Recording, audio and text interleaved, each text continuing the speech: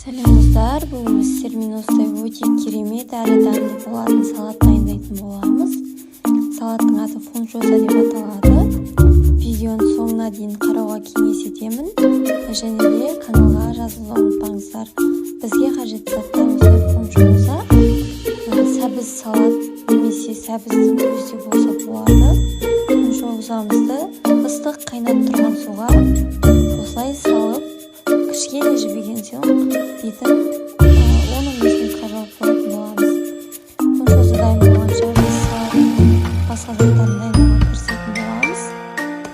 Піскен етті қолдансаңыздар да болады, немесе осылай мен сияқты піспеген етті де қолдануға болады. Жақсылап соломка етіп турап алатын боламыз. Бұл салатты міндетті түрде жасап көруіңізді беремін. Себебі дастарханның сәнін ашып тұрады. Қонақ келген кезде немесе өзіңізде отбасыңызға жасап берсеңіз, өте дәмді әрі керемет болып шығады. Осылай соломка етіп барлығына турап алатын боламыз. Мінекей мен етті осылай турап алдым. Енді қызып тұрған майда қуырып аламын. Келесі кезекте біз осылай перец,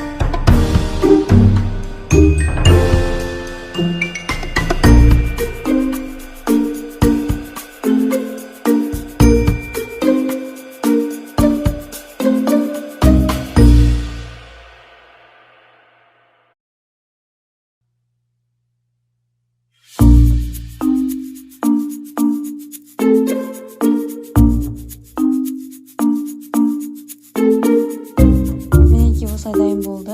Сәбіздің арасына чеснок қосып жіберсеңіздер де болады. Қоспасаңыздар өз еріктеріңізде.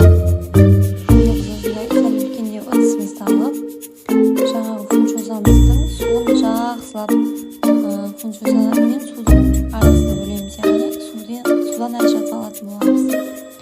Осылай салып, дайын заттарымызды бір-бірлеп үстіне салатын боламыз.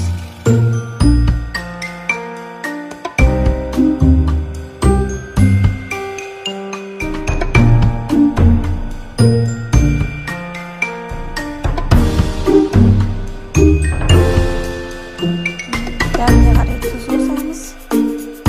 Және де жақсылап араластыратын боламыз.